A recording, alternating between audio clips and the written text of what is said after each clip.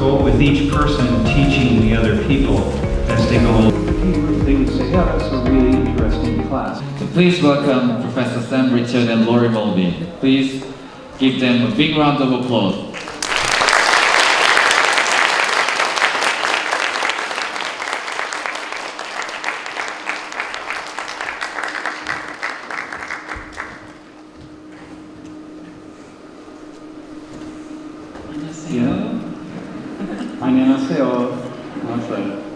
Yeah, nice. Thank you. Thank you for coming.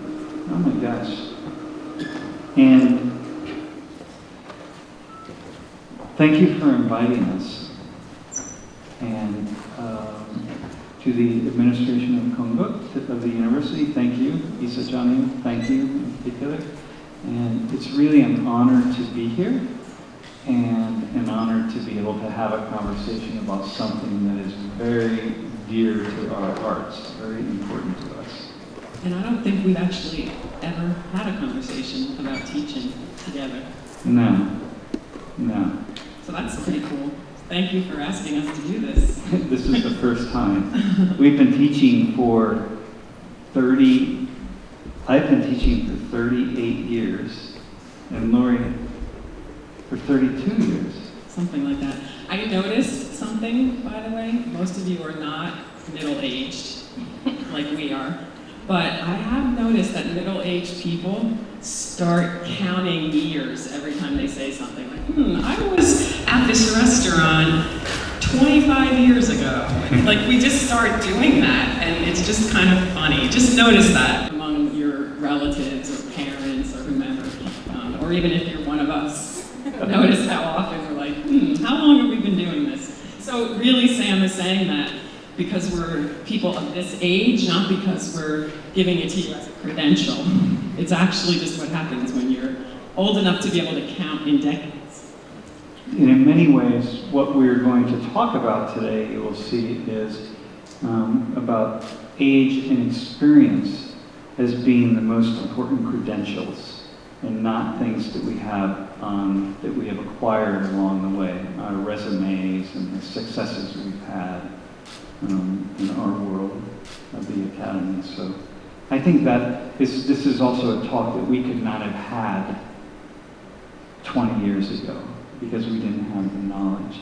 And so the way we're going to do this is very much a conversation between us, and we're going to follow some slides to keep us on the path that we want to be on, but it's very much a conversation between us, and then we really want to open the conversation up with you, because this is important. So it's not, we're not going to stand behind here and tell you something, because that's not, everyone wouldn't be a teacher then, we would be the teachers. So in order for everyone to be the teacher, we need to hear from you. So we can, as we go along, anybody, just like you did this morning, anybody who has a question or a comment, feel free to raise your hand. And the microphones around the room, we have, where are the microphones? We have other wireless mics? We have one? Is there just one or two? Just one? Two? Okay. Maybe we'll be ready for those. And then Laurie has her mic. Okay, so why don't we start here, Laurie? How about I say what you do and you say what I do? So Laurie teaches in small groups, and we thought we would use this because it has value. Put the arrow there so you see exactly which person she is. And this is a photo that we took in Bogota, Colombia. We do a lot of work in Colombia. And this is a circle. And Laurie does her work in circles. And the learning happens in the circle with each person teaching the other people as they go along the way. And Laurie is a facilitator, so if you were at her session this morning, you heard her perspectives about what a facilitator does. And a facilitator is different than a teacher, because a facilitator creates a more democratic process along the way. And do I need to add anything else? I'm trying not to disagree with what you're saying. Okay, go ahead and disagree. Well, it's not so much disagree, Yeah. well maybe it is, but to say that when you said Laurie teaches, I just twist inside when I hear the word Laurie teaches because I don't teach. And it doesn't mean that people don't learn things in relationship to me. I mean, again, we are all teachers, we learn things from each other, but I can't call myself a teacher. I won't call myself a teacher. So it's just interesting. It sounds semantic, but hopefully by the end of the conversation, some of you will understand what I mean by that. And again, Sam considers himself a teacher, and I have celebrated people who say, I am a teacher. I realized I'm a teacher.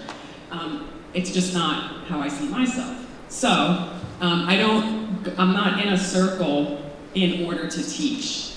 I happen to spend my time in circles. It's a very important distinction. In order to? Actually, I was a teacher. I was in the role of a teacher at Penn State, and I quit that role because it seemed so crazy to me to think that I had to know things and other people didn't know things. That was the relationship that it seemed to be established, and I couldn't do that, and so I still had to earn money. So I was in a classroom, but I just found a way to be in a classroom where I let students do the teaching of each other. Honestly, it was, in my mind, a disability that led me to doing that. But then I discovered all of the things that we can learn in a different kind of environment. So anyway, I really don't see myself as a teacher. Okay. And how about? Okay, so even though you consider yourself a teacher, I think that Sam, when I ask Sam to show me how to do something, I tell him, you are the worst teacher on the planet. Like, you do not know how to teach somebody how to do something. So it's so funny that he's a teacher, because so what I see him doing is not sometimes what we think of as a teacher, is being really good at showing people step by step how to engage in something or how to learn. You know, first you do in math, like you can't subtract a larger number from a smaller number. You give people that step, and then one day you reveal that you can actually subtract a larger number from a smaller number. You know, that's how I think of teachers doing a step by step, and that's not necessarily the case of what is a teacher. But what I see you doing is putting different ideas together, juxtaposing, putting things adjacent to each other that are confusing, and yet have a relationship that we didn't think that they had. And you ask people to wrestle with whatever that is that you've shown them. So you're always trying to confuse people, I think, and enjoy the act of doing that. That's what I see you doing. Okay, confuse people. Does that seem like what you do as a teacher? That's what I do. Does that seem like teaching? Yeah, I try to confuse people. Does that seem like what is a teacher? When you call yourself a teacher? I think the way we are going to talk about teaching, I think that is what an ideal teacher from our perspective does. I don't think that's true across the board for all teachers, but from the kinds of things that we do, I think confusing people is a perfect way to say it. So we'll talk a little bit about what. So the next. Let us just tell you something about ourselves so you have a sense of where we are coming from. I'll start with me. I was an excellent student. I always was an excellent student, but never in the classroom. So I was not interested in getting good grades. I didn't see the point of school. But I saw the point of learning, and I saw the point of reading. And so when I was 9 years old, my father, who was very science-oriented, he died. And so I was raised by my mother, who was working 3 jobs. And what that meant was I didn't have anybody supervising me. So I was really left, starting at the age of 9, to just figure things out for myself. Well, one thing I figured out was that I loved to read, and so I would go to the library and I would get a big stack of books, and I would bring them home, and I would read them, and then 2 weeks later I would go back and I'd get another stack of books. And I didn't do any reading for my schoolwork, and I didn't do homework, and I don't think probably I brought homework, or listen, a cram school, a hagwon, that was not even in the reality for me. I never did homework, but I came home and read my books that I enjoyed. So I used to like thinking, but I didn't like school. And as a result, and I'll finish this and then I want you to tell your story. As a result, when I was finishing my high school, I didn't have any idea what I was going to do, although I was very much from the working class, so I never thought I would go to college. But a counselor at my high school said, well, if you go apply to the university, you can have a day off school. And I said, oh, okay, I'll take a day off school. And I applied to the university, the only one that would accept me, and I got in. But in applying to the university, I took what would be the Sunan exam for us, the ACT, the ASAT, and I scored in the 51st percentile, which means I'm above average. Yeah. Which is, for me, was fine. I only ever want to be above average. So I don't want to stand out, I just want to be above average. And so I then went to college and, struggled in college for 2 years. I didn't know what I wanted to do. And then about 2.5 years in, I suddenly woke up and I decided, wow, I really am tired of not, I was always reading, but I didn't understand the world. So I decided I really need to understand the world. So I'm going to have to be more formal in the way that I acquire information and put it together, organize it in my head.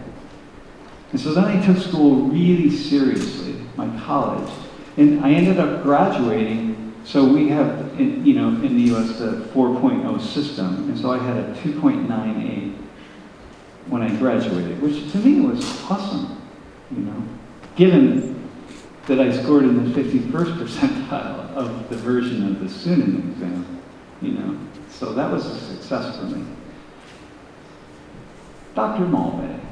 Does anyone actually think that he thinks that 51% means above average? Because it doesn't. Nobody thinks it does. He doesn't think it does either.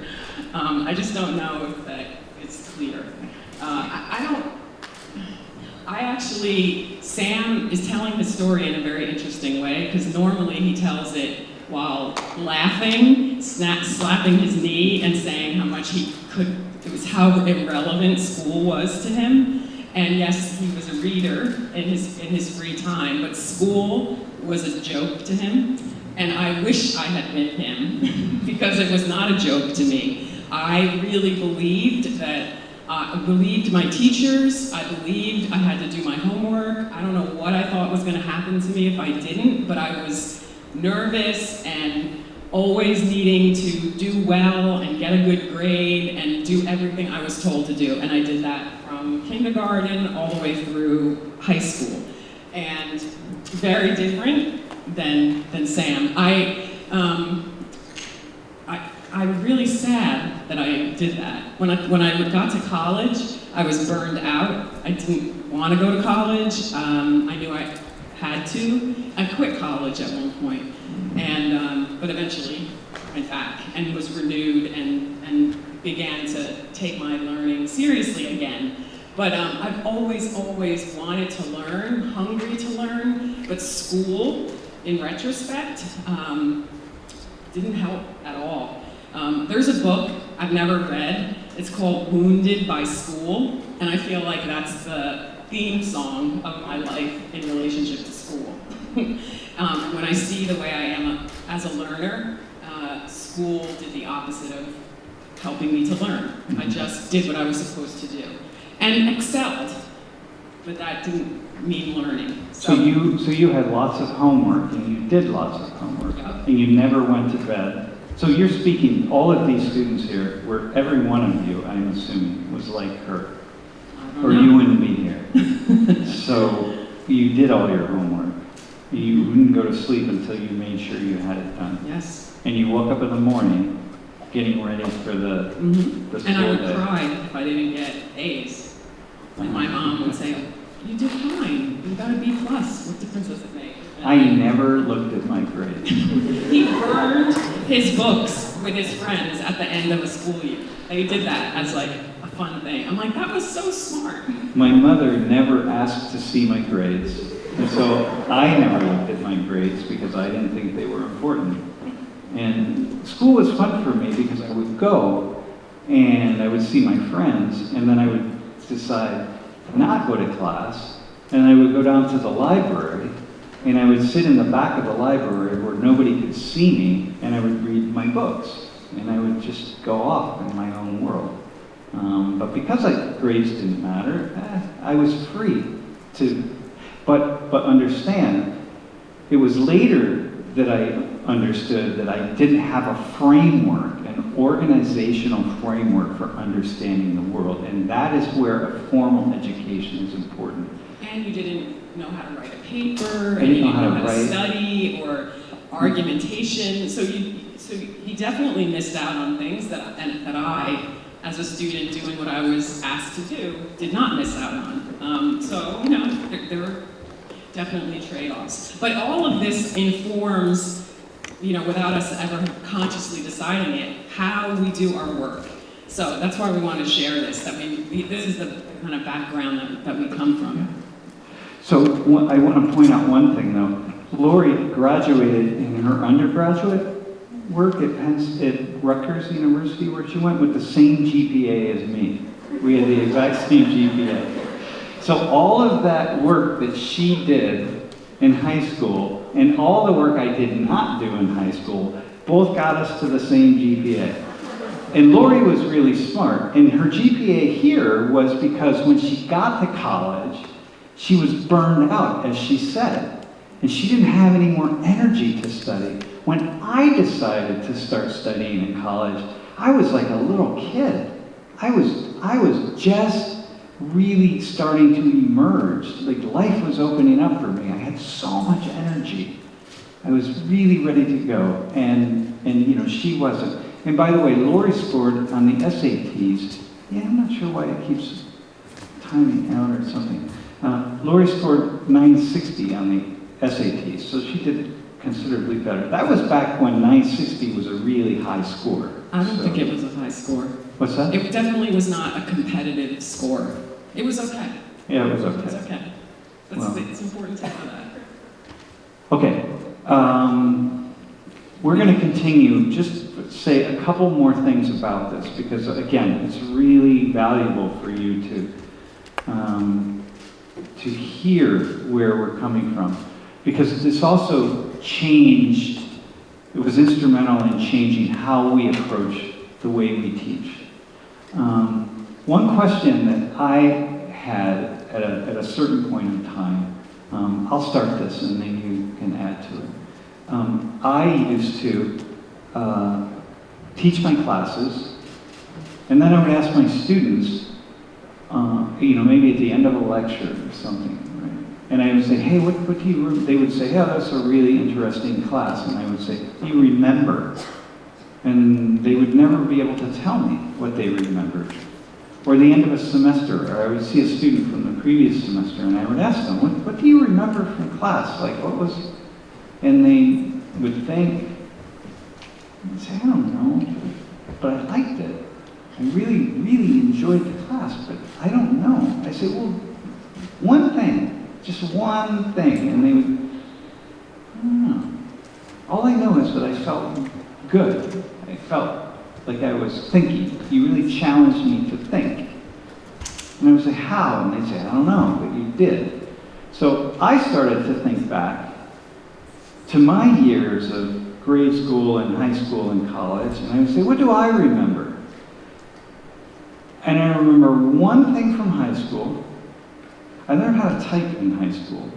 So that was a really important skill. But I remember one thing about history. And in college, I remembered one thing. In all my college classes, I remembered one thing. That's it. And I thought, oh my God, this is crazy. Why am I trying to give my students information when I know they will not remember anything? It makes no sense to me, especially now that, you know, we have these things that we carry around with us, that anything they ever want, any information at all, is right here on this. So like, okay. So this is a really important, it's a pivotal question for how we're talking today. What would you add to that? I mean, I think I can speak for most people that I've spoken to our age, in addition to students who I always ask, what did you remember from our last conversation? And they have a hard time. Together, they usually piece it together, right? So it doesn't feel unique to us. But I remember that we learned something about the Socratic method in high school, and I've built my life on the Socratic method. For those of you who were part of the conversation about dialogue, that's been a really key for me. And in college, I took this one crazy class in the summer, so it was like everyday class, and it was in this weird little basement room that had a weird shape to it, and I have to just say it because it's funny. And it was taught by a graduate student. He came in, he gave us directions, he gave us a textbook. It was about group dynamics, and then he said nothing else for the entire rest of the class, and we just sat there, and we had exercises that we had to do reflecting on the class, but the whole thing was about group dynamics. Basically, the book taught us group dynamics, but we were experiencing them. It was crazy. And he never spoke. He never spoke.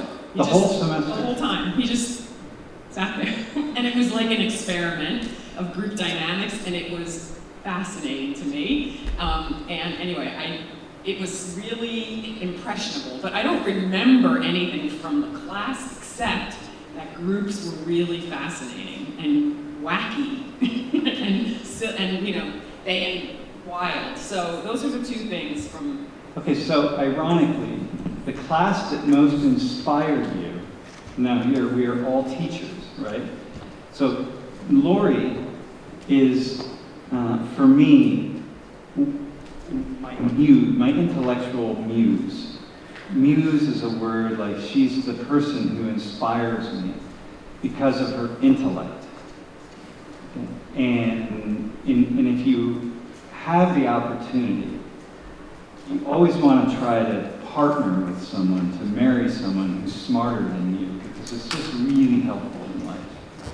But Laurie, my intellectual muse, is saying that the class that inspired her more than any other class is the one in which the professor said nothing at all. Okay? And so I think, as a teacher, if I want to inspire my students, what does that mean for me? And I should say, by the way, I feel some kind of way about that because Laurie and I met because she was a student in my class. So I would think that my class was the most inspiring class, but it wasn't. No, I actually don't remember anything from your class. Sam was a first-year grad student, and I was a senior. So we were very young. The Yeah. class was small, so you don't think about that photo that you saw in my class. Yeah. Or you think about me this age. I was Yeah. a boy, and Laurie was a young girl. I mean, you know. But she came to my office because she thought I was really a bad teacher, and I was really annoying. And he was always contradicting himself, and contradicting himself. Because so anyway, so I don't remember anything he said in there. But we don't have to belabor this. The point is, I would say anyway, that memory is not the key part of learning. Yes. And I think I hope it's changing. I mean, we're in a university and it doesn't seem to be changing that much around us, but. At our university. At our university. Yeah, but memory is not the key piece of learning. But I'm going to suggest that, and that there are many kinds of learning and many kinds of intelligence. Memory is the easiest part of learning. So, hang on, I'm going to just go back to this. Why? No, I just want to say the following. Memory is the easiest part of It's learning? it's the easiest part of teaching memory. So it's really easy to be a teacher if you're only using memory. Because all you have to do is put things on PowerPoint slides and go into a classroom and have students write down the things that you've acquired on the PowerPoint slides. And then in between you say a couple things about what those things are, because you can know something. And then that makes teaching really easy. Because you can even go borrow slides from somebody else.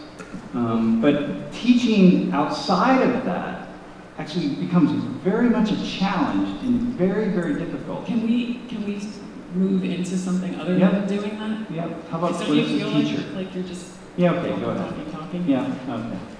I know. Because that's what I do.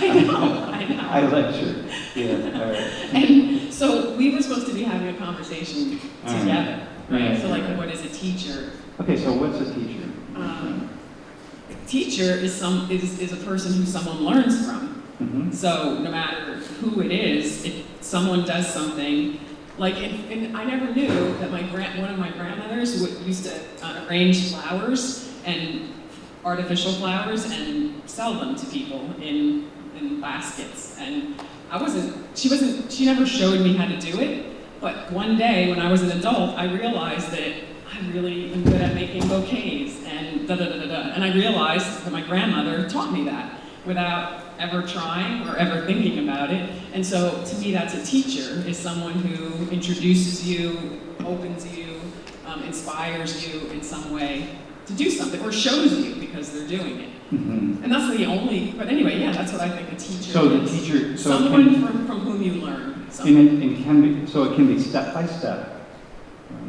Yeah, it could be step by step. It could be just, and for some things it would have to be, right? Like you mentioned, algebra and calculus and so on. So you need to follow the steps, and it's helpful to have someone who's teaching you in that way.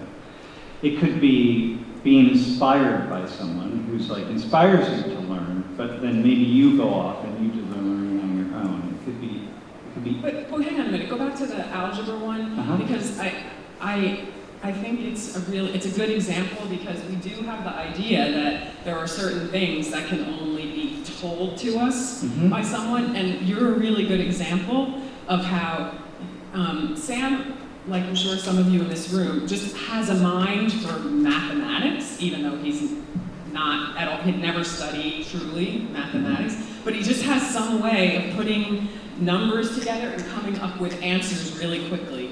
And he did terrible in math in school, and he was always asking, this is profound to me, always asking the teacher in algebra, what is X? What is X? Yeah, Why why am I solving for X? And to me, And the teacher could never answer that. And I would say, and I have a mind, like what Laurie said, for numbers, but wait, let me just say, Yeah, the point is that you had some operational knowledge somehow of mathematics, but the way that the teacher is telling you to do it stopped you from being able to do it, because you had another way. So just because there are things that we can teach people step by step does not mean that that's the only way or the best way for every student. Right? And so this is one of the things that mass education does to us, is limit the ways each of us has the opportunity to be taught.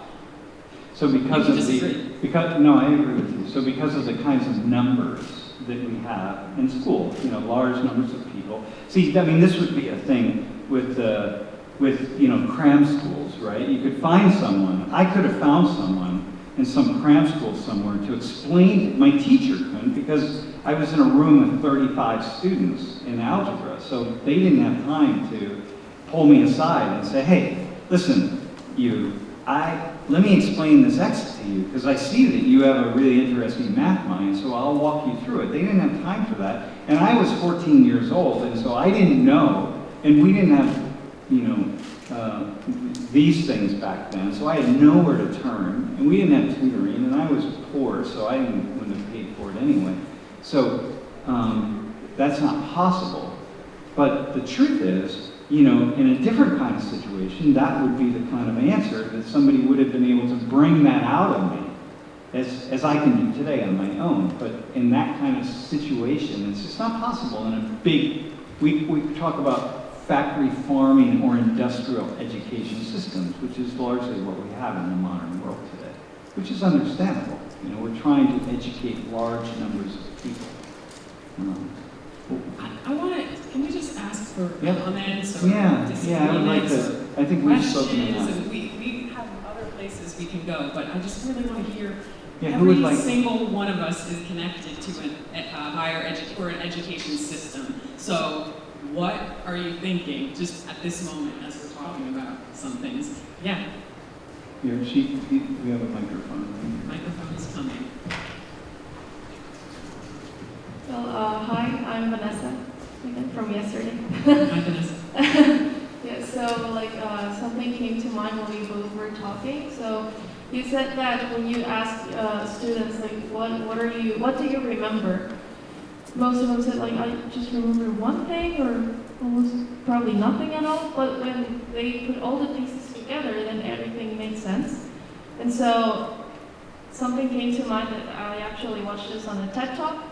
Because I also don't remember anything from school. I just watch TED Talks on YouTube and that's how I learn. Wow. Yeah, so we said that usually humans work better as like in groups. So we're not expected to learn everything because it's impossible. We have limitations. So when we work together, that's how we actually teach each other and that's how we actually learn. So I think from an individualistic point of view or perspective, well, what we're doing in the modern world is just not making sense. Like, from my point of view, I don't know, because they're teaching us to work by ourselves, but not teaching us to work together, to work as a group. So yeah, that's what I was thinking. It's actually a really powerful point. Yeah. I mean, and we were talking this morning again for people who were at the lecture, like, or the conversation we had this morning about how really we need each other to see the whole world, and so that's a perfect. It's a good example of why are we not being encouraged to maybe get really good at what we are connected to or fascinated by, because my friend here or my colleague here is studying something else, and I should reach out to her when I need this information or whatever. But like, I like what you're saying is creating networks of learning and learning how to lean on those networks, because the phone is a perfect example of that. So there's so much in what you said. I love that. Yeah. What other things? Yeah, somebody else who would like to. You're all experts on education. Anything that we've said. Oh, here we go. Here, do you know,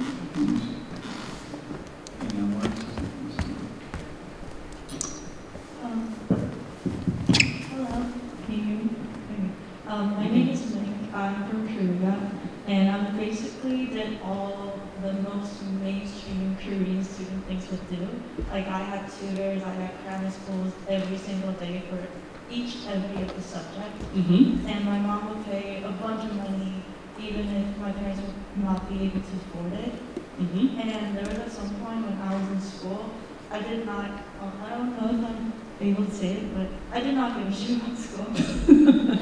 Yes, and I don't know, like the crazy competitive Korean educational program as it is, it's just like, it didn't really give me an opportunity to learn or realize how important education is in my life. Mm-hmm. And like, I feel like I'm a mixture of you and you. Like, I was always like kind of thinking like, why am I doing this in this classroom? Mm-hmm. And I also went through like a little bit of burnout when I came to college. Mm-hmm. And as a person who's graduating this semester, I feel like thinking, I just feel like, I don't know, education is kind of very complex in a way.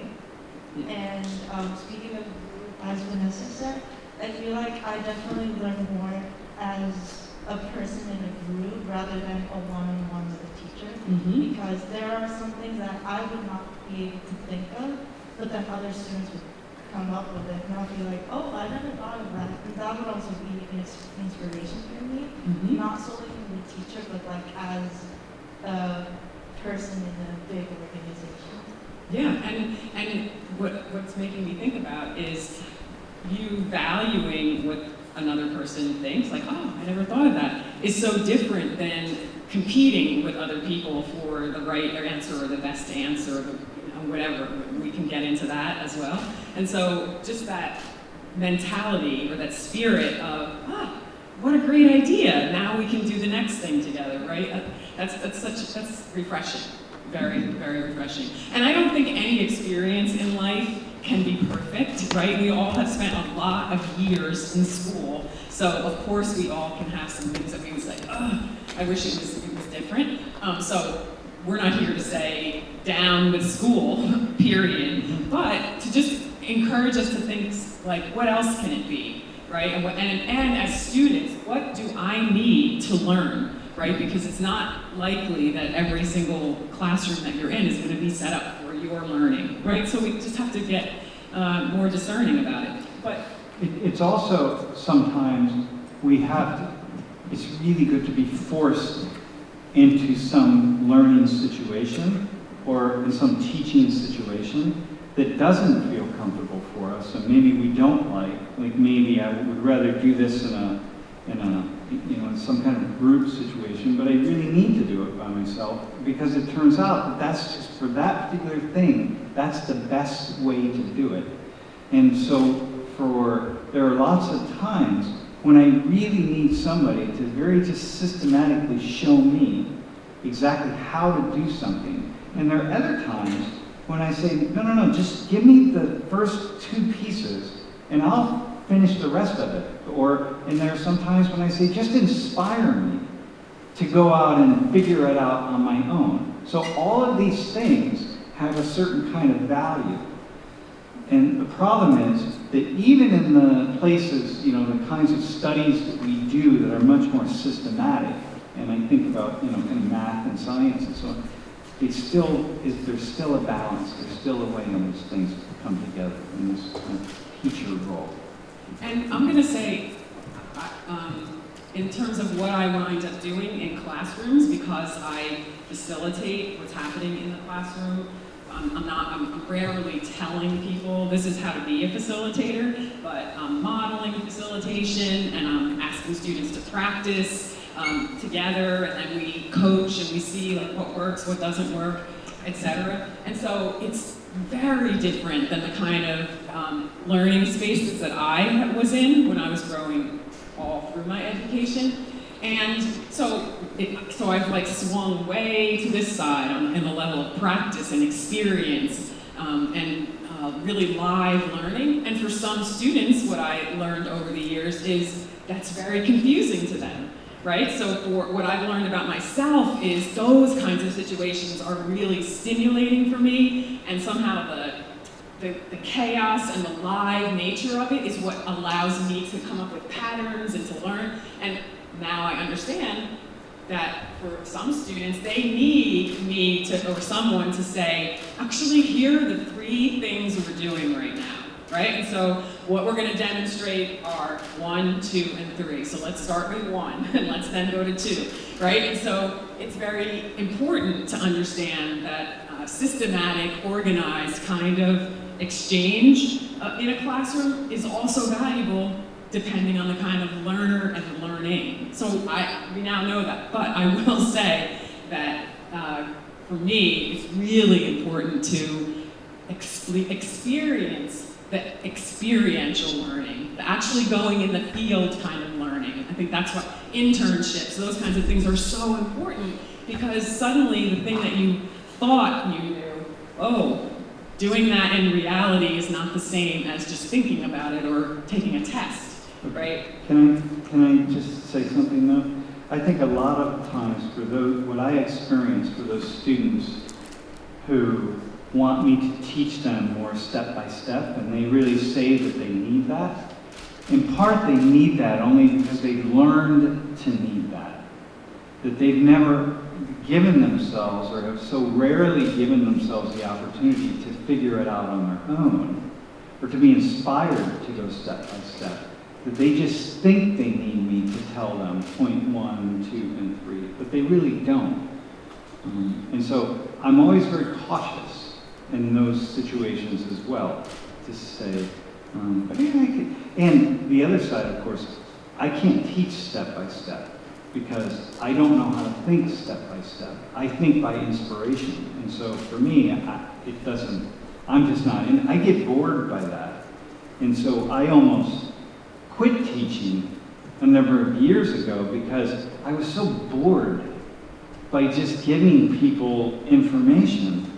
And it was uninspiring, it was terrible. And I said, I would rather go paint houses or be a chef or work as a gardener than I would to walk into my college classroom and just give people point by point by point. That's incredibly boring and uninteresting. And so I was really almost out of teaching, the feeling like I had just been done. And then I started to rediscover my passion for teaching myself.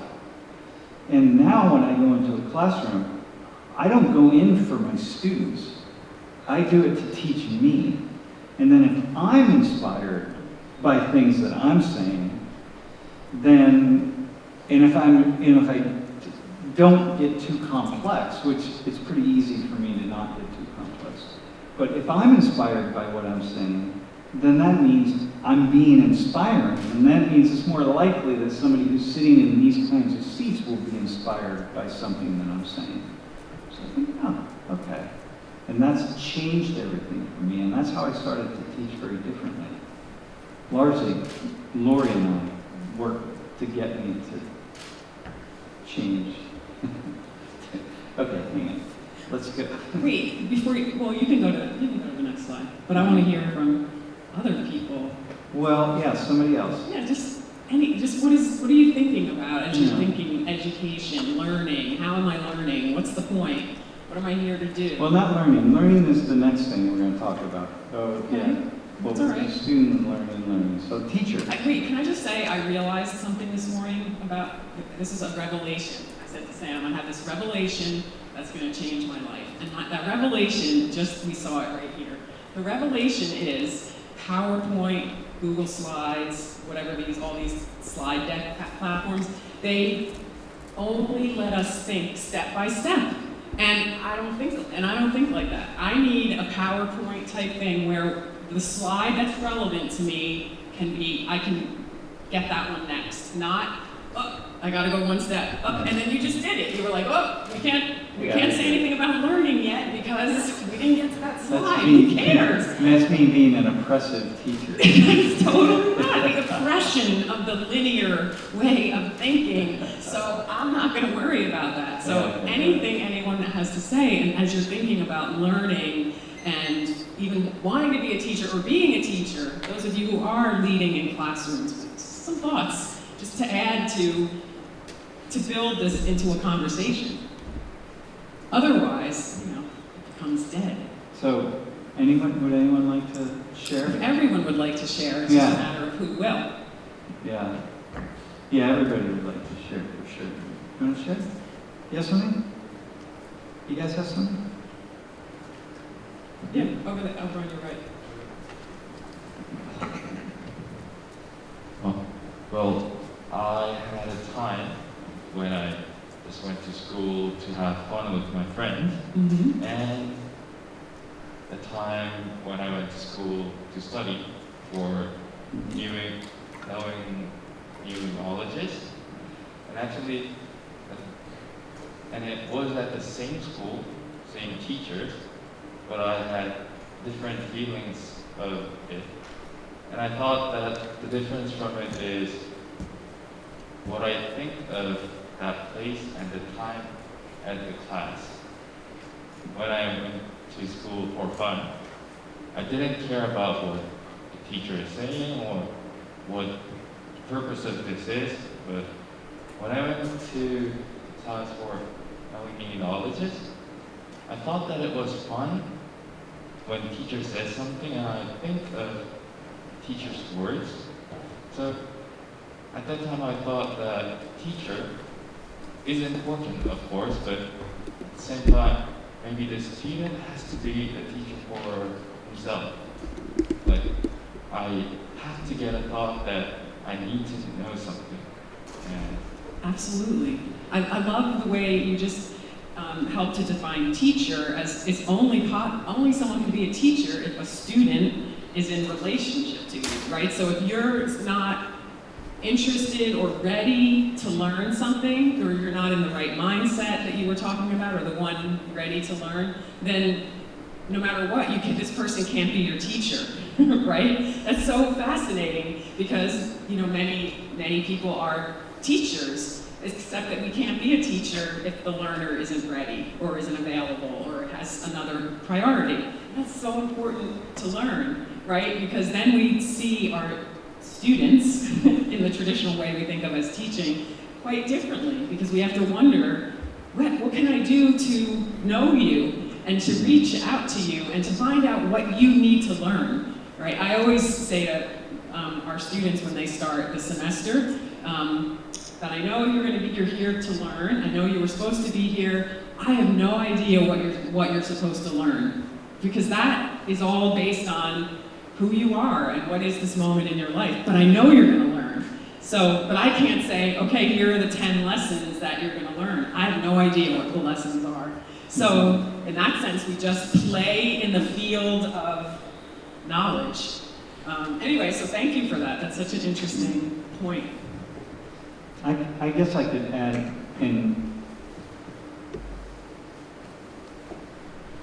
with that as well. In my class, in my big class that you see like on that photo there. Many of you, I suppose, have watched it. Maybe some of you have watched a video from my class. But I know as well that each student, and it's a little bit different. This is sociology, and it's also it's about culture, it's about the economy, it's about the social world, it's about these kinds of things. And it's not building on something. So if I were teaching,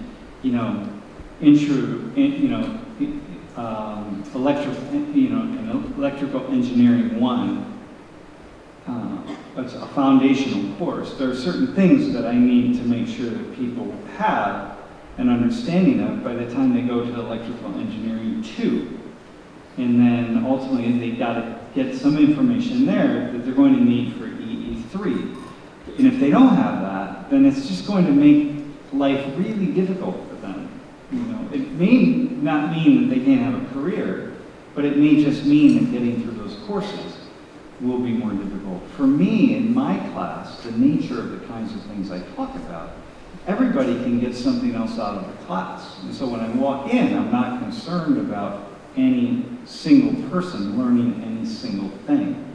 What I'm concerned about is that each person in the classroom is inspired by something and then takes that out into the world with them and uses it as a way to better understand their own world and the kinds of questions that they have for themselves. And everybody has different questions. And that's the key. But of course, that's true even in electrical engineering, that we all have different questions. Hey, can we just,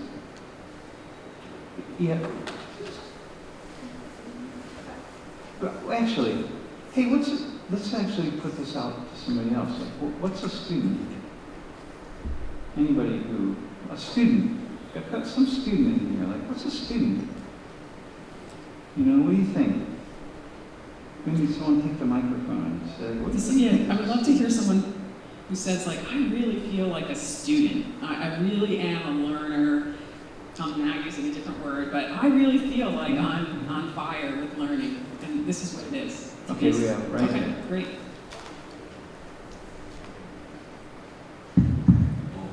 Hello. Then I think a student is a person who should learn knowledge, study knowledge or wisdom or everything. So I think it is a student. a student is someone who is like ready to take in knowledge and wisdom? Is that what you're saying? Mm-hmm. Can someone add to that? Yeah. Thank you. Hi, my name is Mary, and I'm a first year in the English Language and Literature department. And my current dream is to become a lyricist or a screenwriter for an animation studio like DreamWorks or Disney. And I consider myself a student of English literature because I really love to read English lyrics. Like, they're so witty and just fun, and it's such a wonder how a person can come up with such clever words like that. So in some of the literature classes that I take right now, we're learning kind of like old poetry. But in the moment when I'm reading the poetry and like learning from the professor, it's really fun to kind of find out all the different perspectives scholars have had about like this certain word. But in the end, all that learning is for a standardized test. So in the end, I just feel like I end up like trying to memorize like some like certain viewpoints and not really think of my own. But before you go down that path, I wanted to emphasize and amplify what you said about being a student, or what is a student, which is, you kept saying fun. It's fun, and my words, interesting, and you're kind of engaged, and you're enjoying. There's something you're enjoying about all of this territory that you're exploring. So I want to just, as we stay with this idea of like, what is a student? We have this walking yourself into all this knowledge, this potential wisdom, and for you there's fun and intrigue and enchantment almost.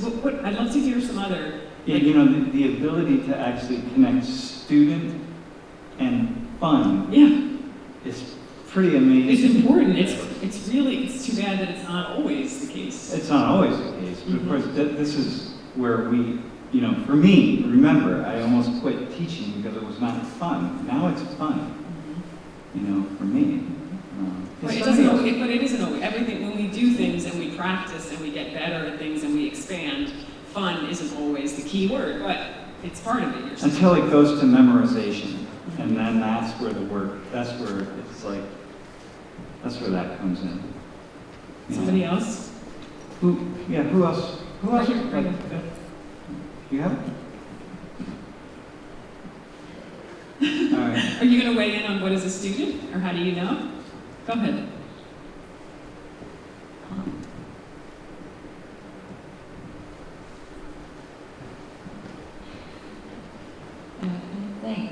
Do you feel like a student?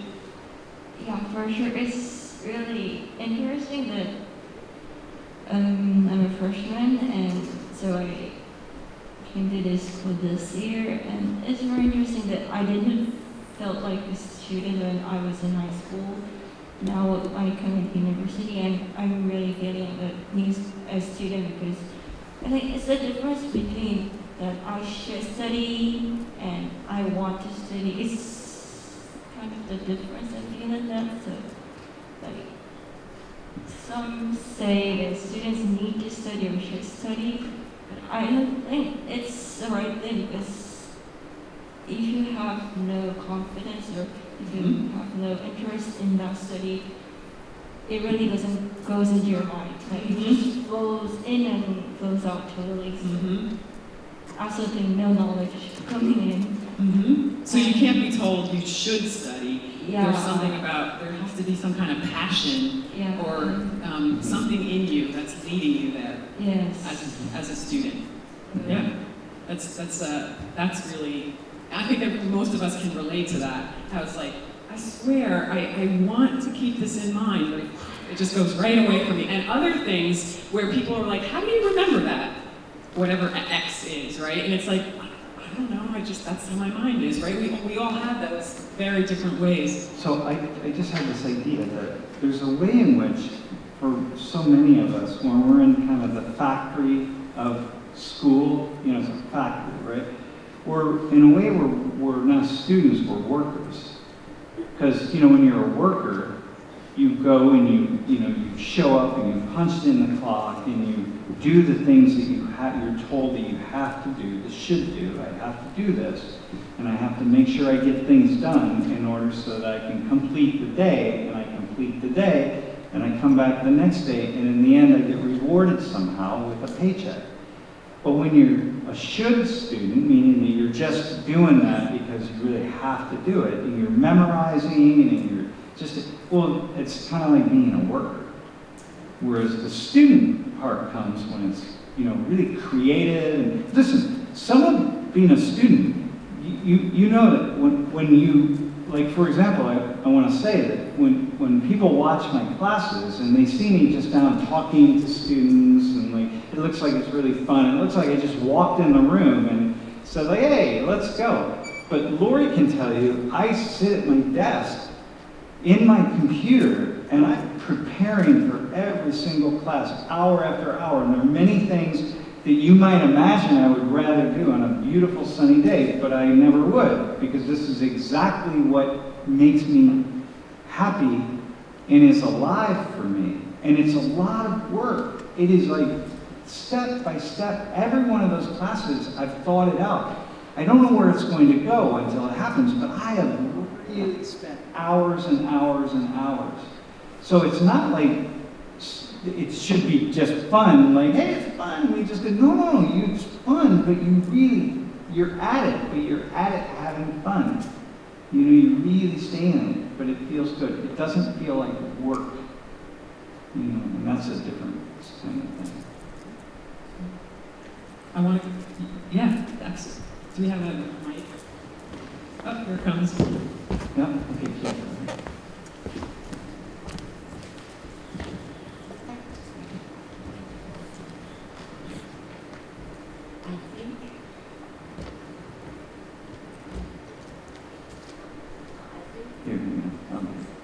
No, it's okay. There you go. I think the meaning of a student is learning the course in our lives. Because when I was a kid... Wait, say it again, because I know it was good. Go ahead. Being a student is... I think the meaning of a student is learning the course in our lives. Because when I was a kid, I should study the subject to enter the university. So that is one of the biggest role. After I grew up, I think we didn't learn how to survive in our society. So I think being a student is to learn everything in our lives. Things are, being a student is learning very practical ways of navigating the world, the life. Everybody wants to develop ourselves because we are under the harsh condition, like the crisis economy situation. So there is, I think everybody wants to learn how to survive, how to approach our demand. But sometimes we are very difficult because we don't know how to approach our demand. And also, I think some people would like to find what is the real dream in our Yeah. So you're talking about in being a student, both like really practical. How do we navigate this thing called life, and also, what do I really want to learn? What is my dream being in this world? Like both sides of that spectrum. Yeah, and we tend to maybe be more kind of in the not practical enough and not dreaming enough. Which is ironic that, you know, life should go in the reverse, right? You know, because it's not till you get to a certain age that you have any idea what it is that you're really passionate about. So if schooling hasn't destroyed the passion, you still haven't had enough time to really figure it out, you know? And how do you know at the age of 20 that, like, I want to be an architectural engineer? Like, How do you know that? No one knows that at the age. Well, okay, some people do. might know that at the age of 20. I have some students who are like, they are just, or I want to be a sociologist. It's like, you don't know that at 20. Maybe you're supposed to be an architectural engineer. That's where your real passion is, but you don't know because you're too young and you haven't had it. And so this is one of the struggles that we have as a society, and very much here in Korea, because you know things are much more rigid here. Less rigid than in places like Germany, by the way, which is by the age of 14 and 15, you are already laying out your path. And like, whoa, okay, you know. Do you have something to add? Yeah. Anybody else? Yeah. Oh yeah, okay.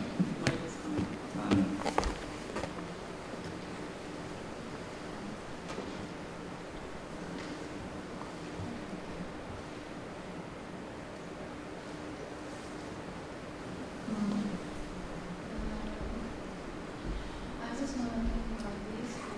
Can you put the mic closer to you? Yeah. Very good. Yeah, I just want to talk about this because I'm a student, but I'm also a teacher, a Uh-huh. math teacher. I just being a teacher to teach math for only 2 years, but I know how to teach. I know the students really and also teachers really. So, what is of course, student is make. Can you put it? Yeah, it's hard to hear. Yeah, it's hard. Yeah, just put it closer to your mouth. Yeah. Yep. Also, students have to make effort to get a good score, but also, I'm a Korean student, so I went to Korean Academy for over 5 years. So I learned that not only knowledge, but also learned life, because the teacher teach about something on life, and sometimes I figure out and feel reminded of teacher or someone saying about you should have to do or whatever you want to do, like thing, and I refer them to, and I have something to do. So I think student is just learning, but have to focus on something learned on my life. So I think it is. So I know you're saying also that you have had teachers that have helped you because they took a decision to teach you some things about life. Like they actually, like it also came from being a student, you received some things from teachers. Is that also what you're saying? Yeah. Mm-hmm. Yeah, so I mean, it is that tricky place, right? When you're in the role of teacher, no matter if you're just someone older than someone else or knows something that someone else doesn't know, to what degree do you say, you know what, you need to know this, and let me help you see this, or, you know, or they'll learn it when they learn it. But yeah, we make these decisions as people who act as teachers every minute, right? People that are teachers in the room, you're always walking that line. Always walking the line. Anybody else have some? So much to say about being a student.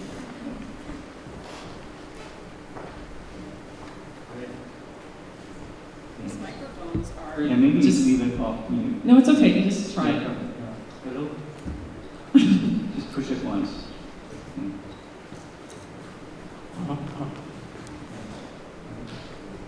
Hello.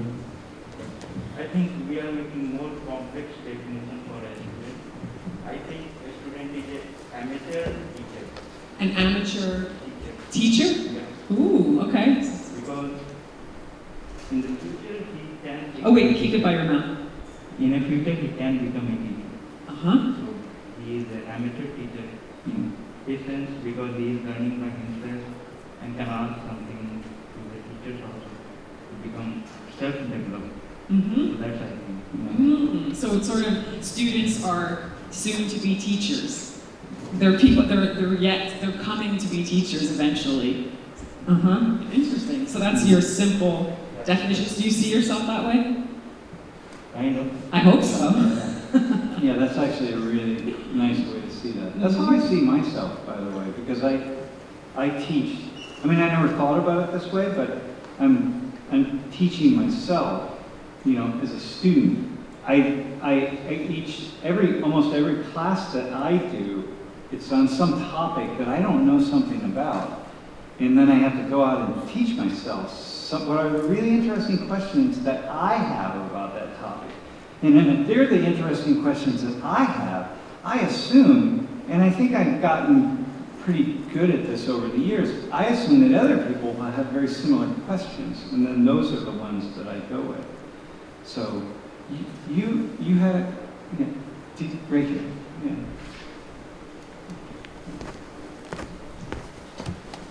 Yeah, I like that. I'm a sophomore student in philosophy, and I don't want to be too skeptical, but when I think about a student, what comes to my mind is a conventional image of a student who sits and listens. So I think there is some kind of hierarchy between a student and teacher, because teacher is ordered to teach somebody and student is ordered to listen. So what really inspires me is from the beginning of this lecture that Mr. Richards mentioned that teaching is about confusing students. So when teacher tries to confuse their students, the students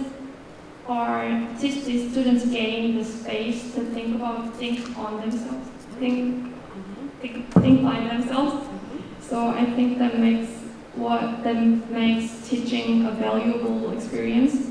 So despite that, when you don't have space or time to think by yourself, it's not a lecture, it's just a comment of knowledge. Mm-hmm. I view it by that way. So I have so much more to talk about, but You're a philosophy person, so of course you do. The philosophy of You should be able to talk all night, all day. I want to emphasize, though, the one piece you said to start, which was listening. I really liked that there's something about being a student that you really have to be tuned in to, I mean, you could say listening, observing, but receiving something that you haven't already. So I really liked that you started with that. can I add something more? Yeah. I mean, when students are only listening, just like Mr. Richards mentioned, students are going to be only a factory worker, not a human. And this is mentioned in old German educator Humboldt's book, that modern society education is just reproducing a factory worker, not a human. So I think what makes student and teacher relationship valuable is to give them to think, to give them space to think and speak. And then what makes lecture to a communication within the language of knowledge. And I think that's very important. And you're doing that right now, right? Participating, right? Because we all have the power to disrupt the system or the business as usual. And if it's, training workers, we can actually shift that by engaging, by saying, wait, can I ask a question? Or can I talk to you about this? If that's not clear to me, as opposed to just receiving, right? But beginning a relationship with your own self as a learner, but then with the people who are teaching, right? So that's cool. And we all have that power. Can I just, go ahead. I have a question for you, Okay. actually. What do you do because you mentioned there's a hierarchy, right?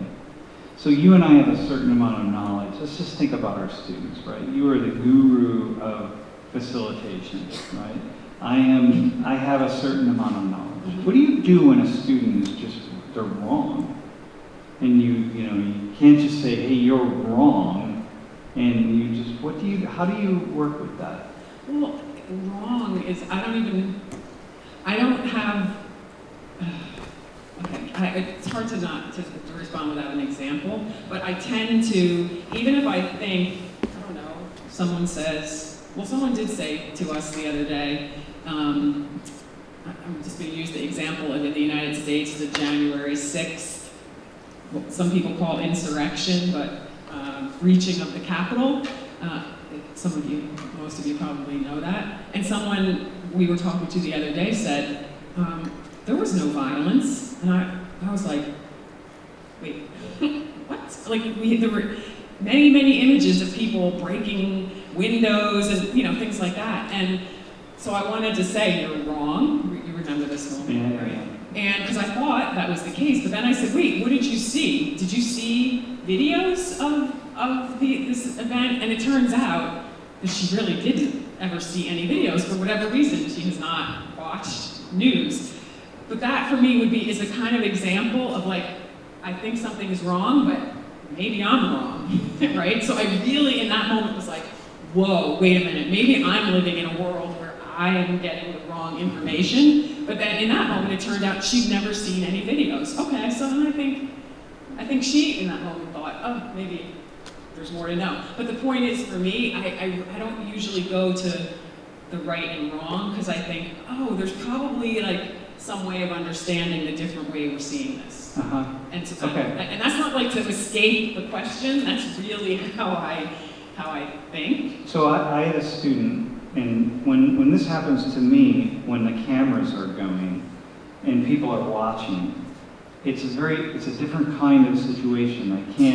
I have to be very careful in the way that I respond to students, because you're students, so it's like I don't want anyone to feel really kind of small or embarrassed or something. So some student said that he thought that something that was geography, like where people live, is really important to understanding something, right? And I said, well, actually in this case, it's really not that important. But let's go down a different path, because this is not that important, and I don't have time to explain why. And he said, no, it really is important. I think it really is important. And I said,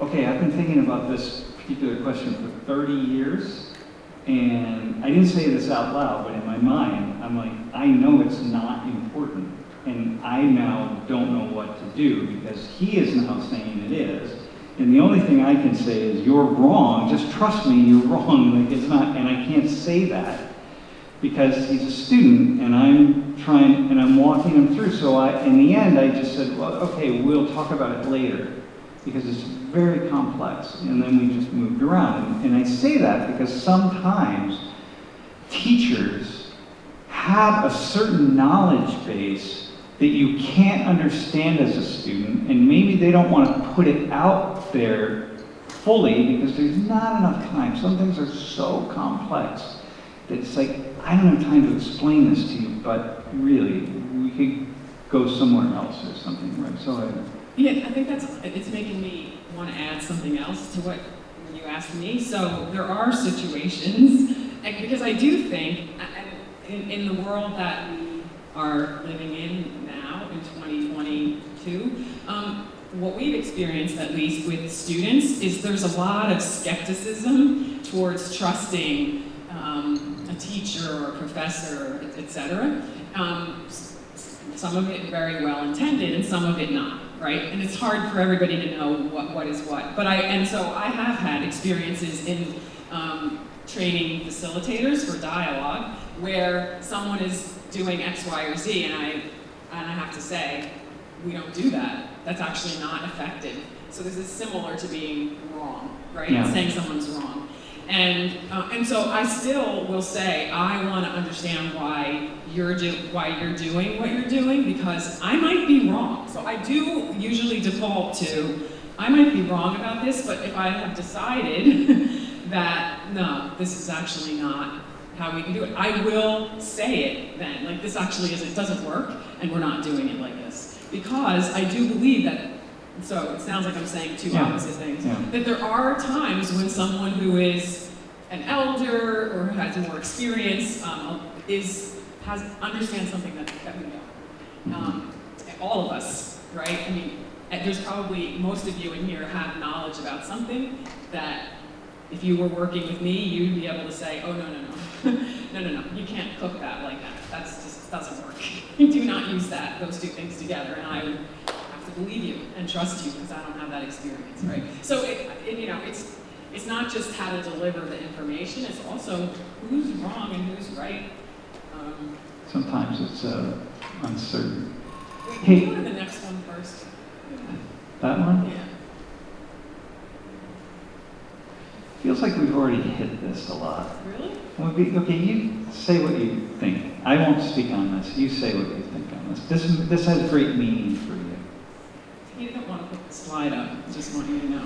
No. Even this morning, he kept trying to remove it from the PowerPoint, and I was like, oh, that's so good, I love that. And so we're still in that place, There you which go. is okay, we don't. No, I want you to say it. It's a beautiful, that's a beautiful statement. Wait, who was saying, Mary, was it you about literature and lyrics and stuff like, anyway, just the words, they're kind of cool. I just like those. Okay, but I really do feel passionately about this because what I see in my students over the years is how much time I or my other colleagues who are working with our students spend on encouraging and supporting individual students to realize their brilliance.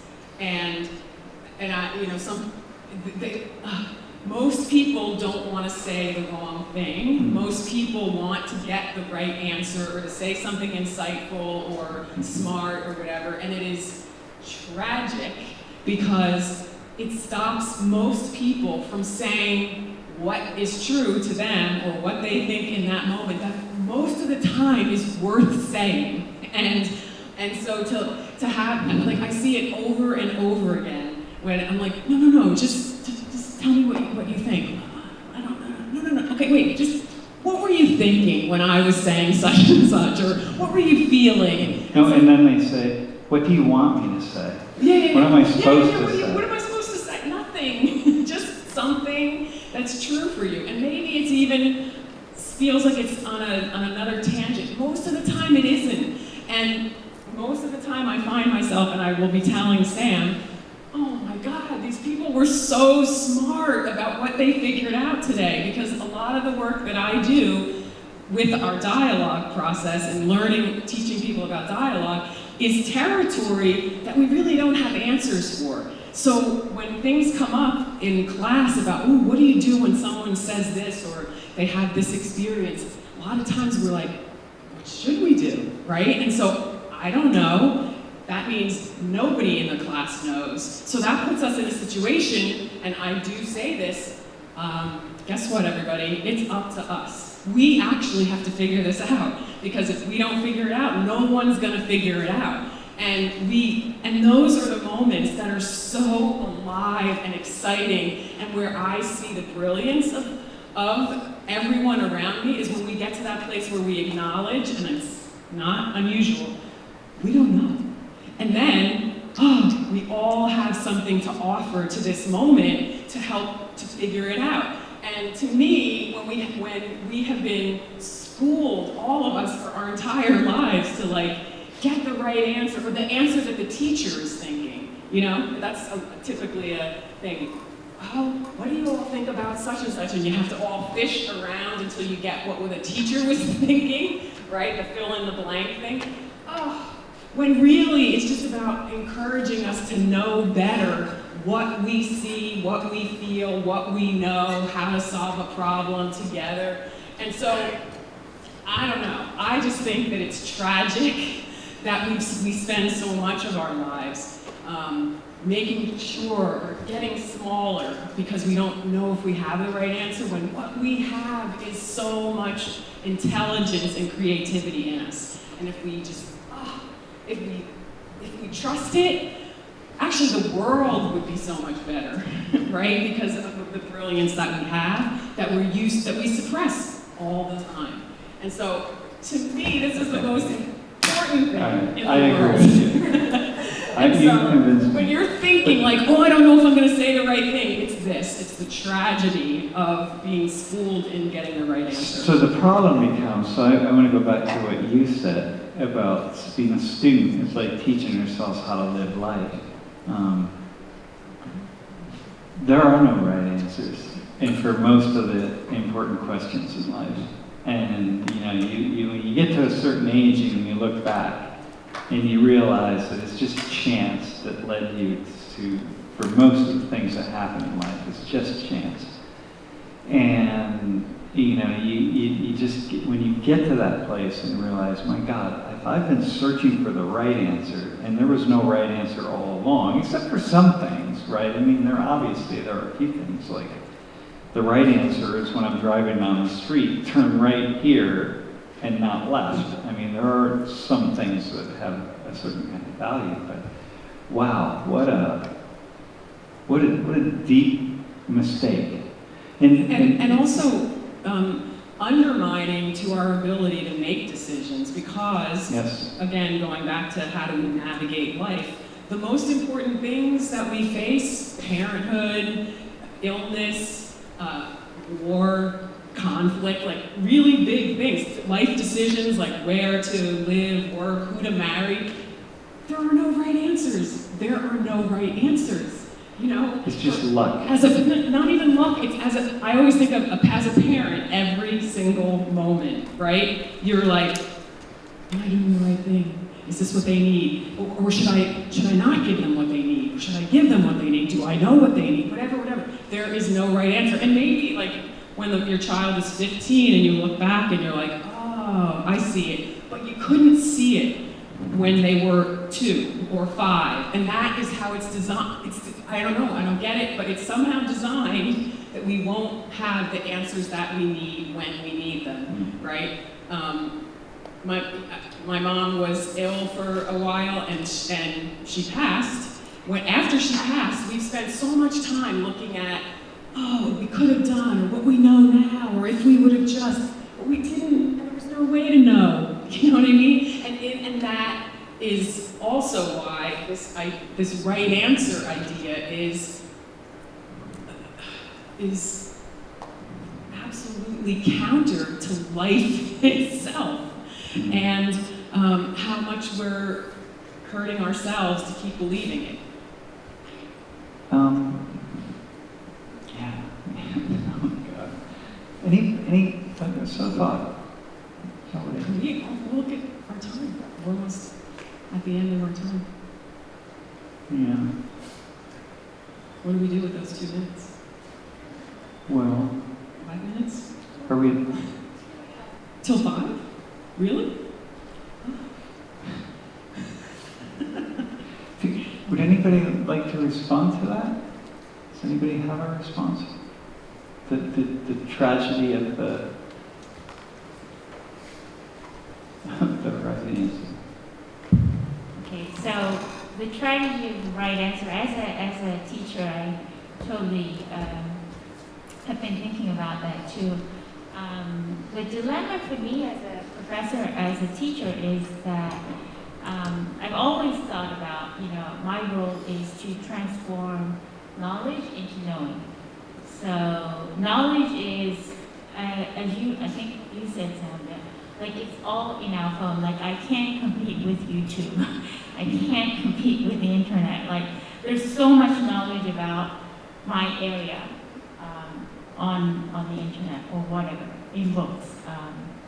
So the reason that students come to my class is not to kind of get that information, but to transform that knowledge into knowing.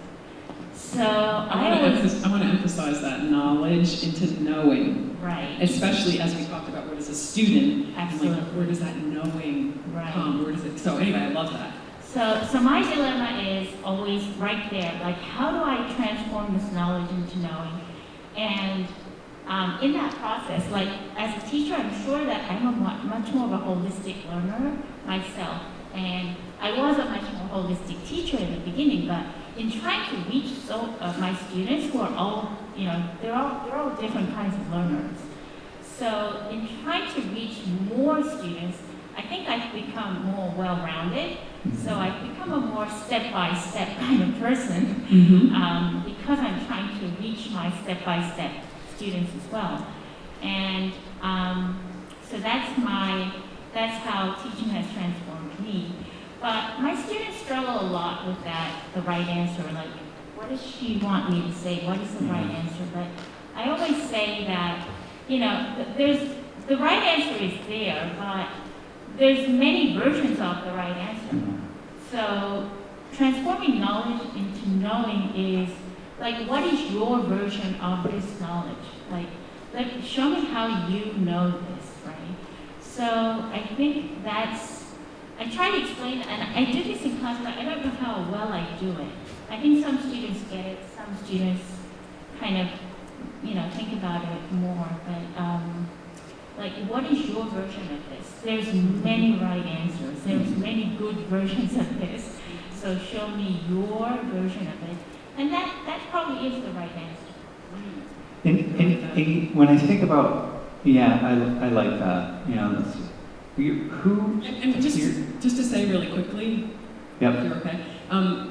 Just listening to a teacher, thinking about how to help students to transform knowledge, you know, this big, massive thing, into their own knowing is just really cool to hear, right? Because teachers are also stuck in this system of how do we encourage and help people to learn. And so I love hearing your process as a teacher, right? Because can anyone answer that question? How do you transform knowledge into knowing? That's a whole lifetime work right there. So some of this, you're a philosophy major, you said, yeah. So some of this for philosophy majors, let's say, is just much more open.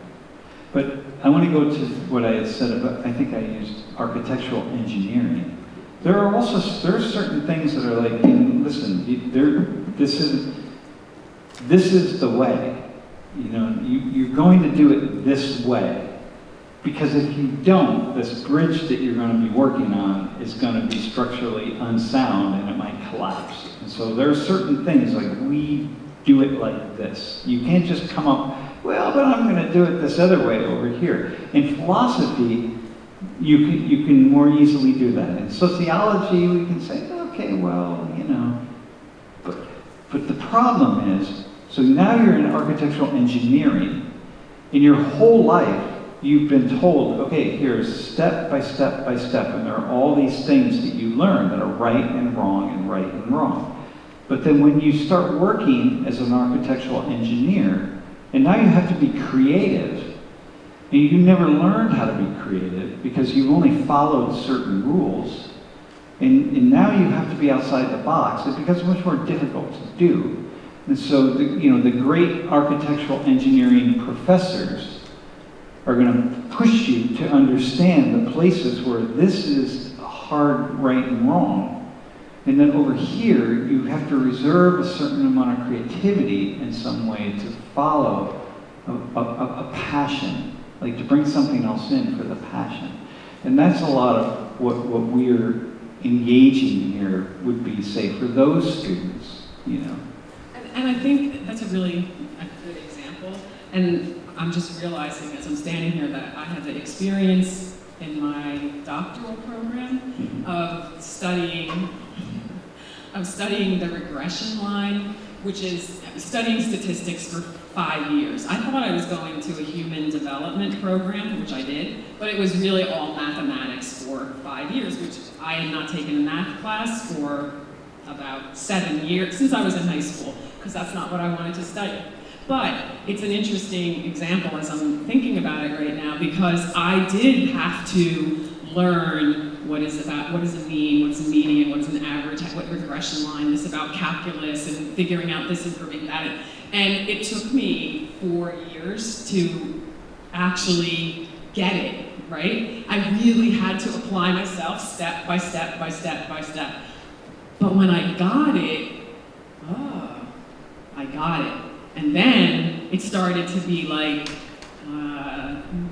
some kind of art was possible. So I knew when I was starting to have creative ideas, because I learned about math not being as linear as I always thought it was, ideas that I'd never had before. So I think when we devote ourselves to those step-by-step endeavors that we need to practice, we will get to, if we invest ourselves, we will get to that place where we then can see what the creative opportunities are. But we can't see it until we've mastered it. And I think that's important also to what this is. Because it's not about the right answer per se, it's really about understanding a process that you can't know how to operate if you don't understand.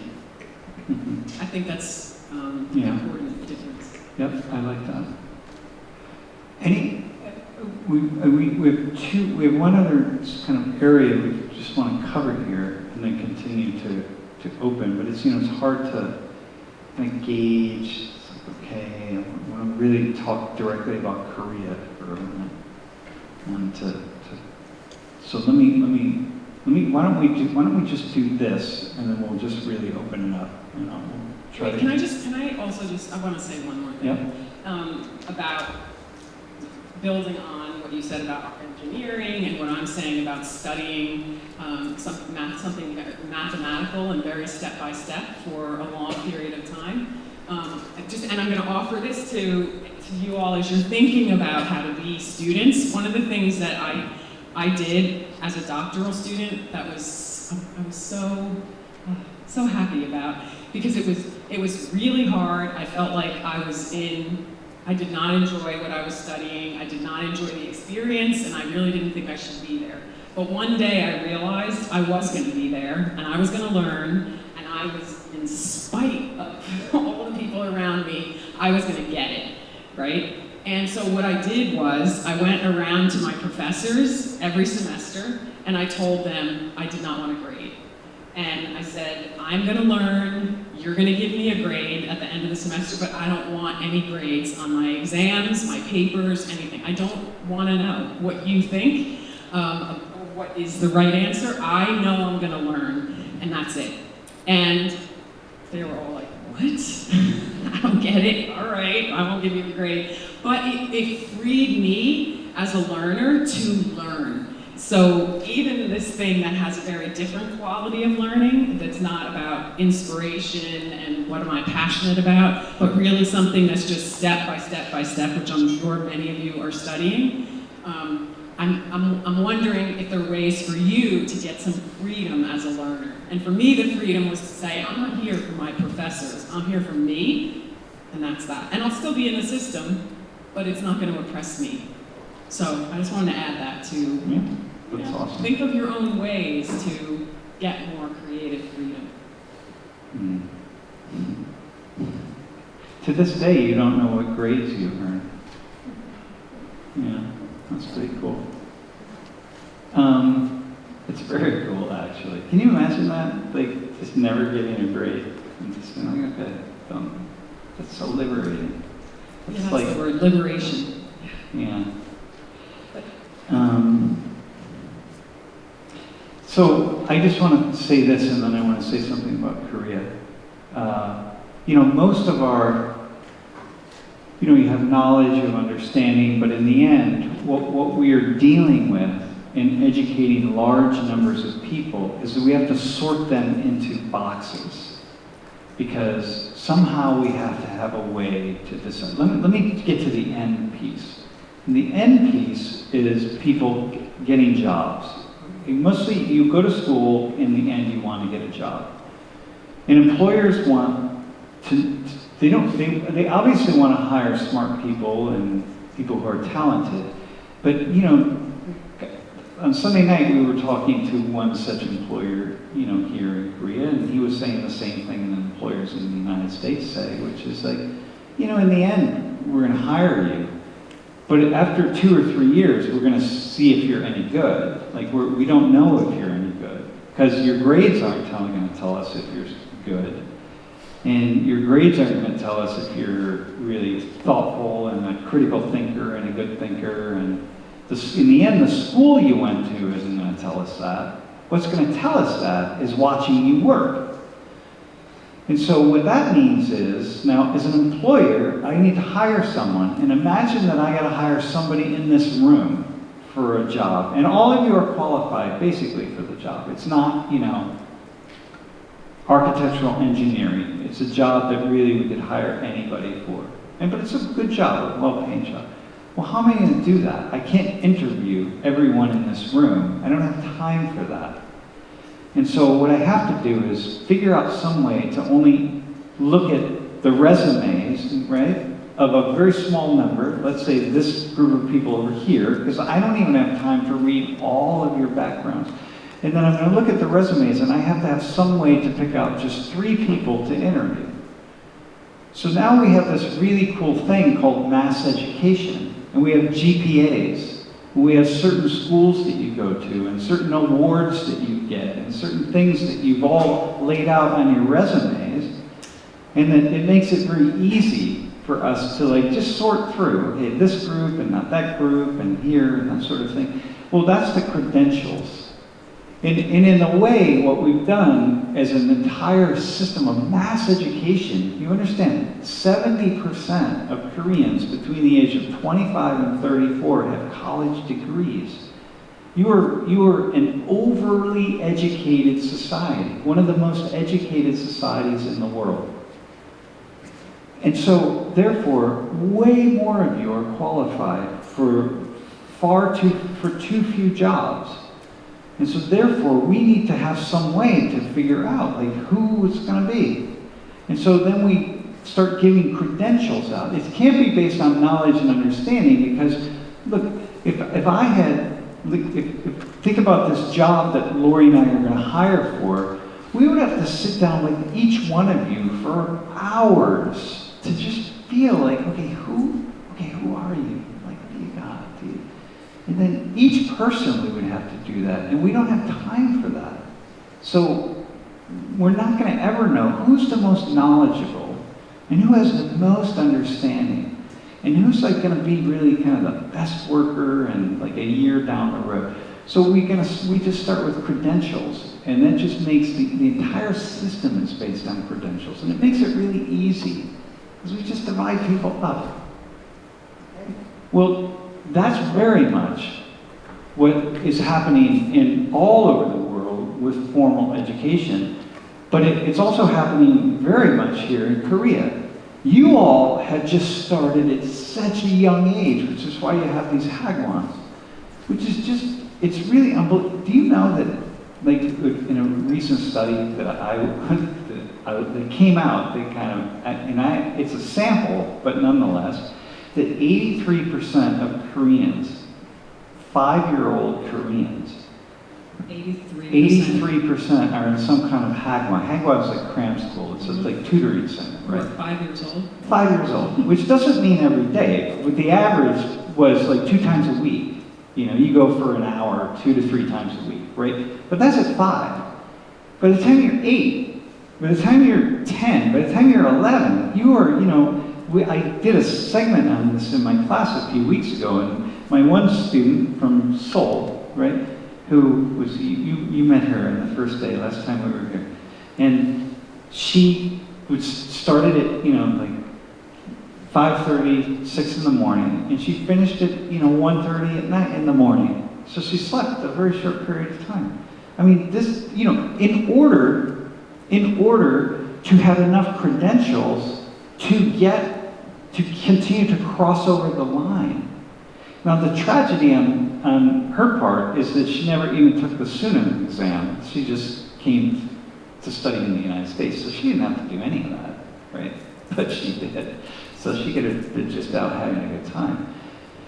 But what that does then is it means that more than in the United States, by far more than even in the United States, that education is just about getting certain credentials, which means you just have to keep jumping through hoops, as we say in the United States, just crossing over lines and crossing over lines. And that's very stressful. It's really stressful. And in the end, it's just to get a job. And in the end, regardless of what your credentials look like, you may be a really poor worker because you may not have any idea how to work. All you may be good at is memorizing.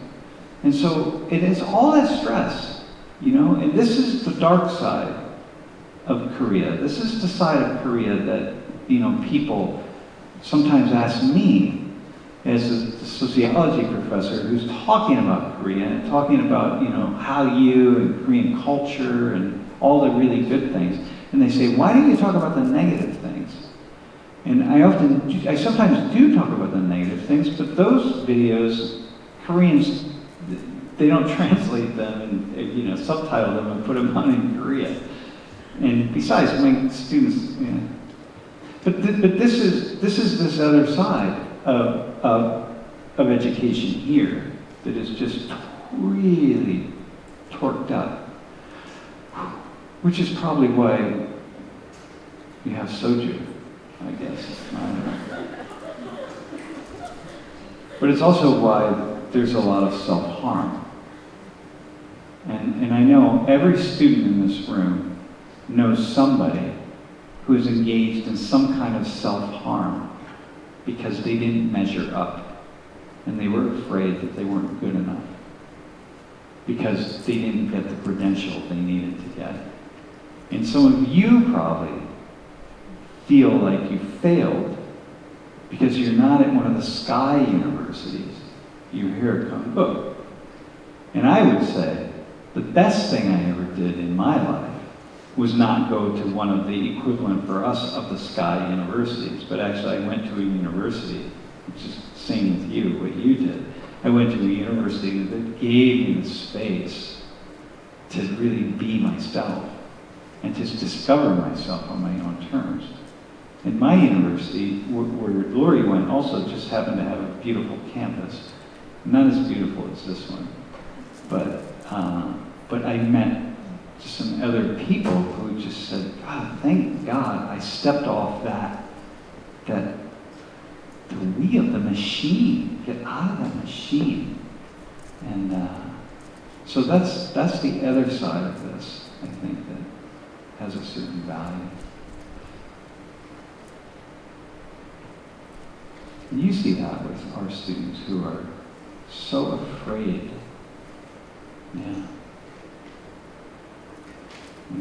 And some probably need to be more afraid. We have some students, they're so relaxed about learning. They're so just like, yeah, well, okay, I'm not concerned about my grades. Yeah, and then they never get any kind of a job because truth is they were lazy. And like, no one wants to employ someone who's lazy. I don't. We don't employ people. If your GPA is 2.2 out of 4.0, what we're gonna, even if you might have a really, really cool personality, but the first thing we're still gonna say is, okay, what's the 2.2? Because we need to figure out, are you just lazy? Because if you're lazy, that means when we need you to show up at 9 in the morning to have a conversation, or 8 in the morning to have a conversation with students at Konkuk University in Korea, and you're not going to show up, then that's a problem for us. So it's like, but then we find out, oh no, it's 2.2 because you're brilliant, and you're not lazy at all, and you're just like I was in high school, to say like, yeah, no, this is not important, but this other stuff is important. And it's like, okay, all right, good, come on in, let's go, we'll hire you. Yeah. Okay. I think we should pause here. Yeah. Mm-hmm. Some thoughts. We have 10 minutes. Well, we have a whole lifetime. We do. And I know you said we have until 5, but we also, don't have to squeeze every moment. Yeah, you're right. Okay, awesome.